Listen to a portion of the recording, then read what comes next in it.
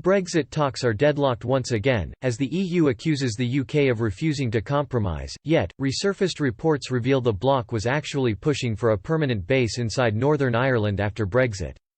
The EU's chief negotiator Michel Barnier claimed last week that there are still significant divergences during the negotiations, while German Chancellor Angela Merkel recently advised the rest of the bloc to prepare for a no-deal Brexit. Mr. Barnier also said that the EU was acting constructively and in good faith, and called for more of the same from the UK.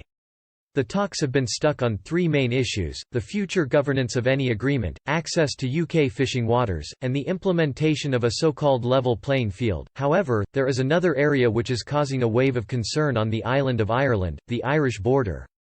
Although Prime Minister Boris Johnson established the Northern Ireland Protocol last autumn, which means a customs barrier would be put down the Irish Sea, questions over how to handle trade still hang over the barrier. Last year, Mr. Johnson promised Northern Ireland's businesses that he would ensure there were no forms, no checks, no barrier of any kinds, between it and the rest of the UK. However, this sparked concern in the EU about regulation. Irish broadcaster RTE also claimed earlier this year that senior EU official Helga Schmid had written to Downing Street in February to address the problems.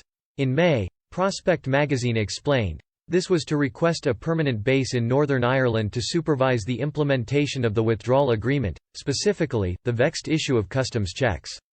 After the UK flatly refused, Schmid wrote again, noting that Article 12 of the Northern Ireland Protocol to the WA granted the EU rights, and it was, necessarily within the discretion of the EU to determine the extent to which it wishes to exercise these rights.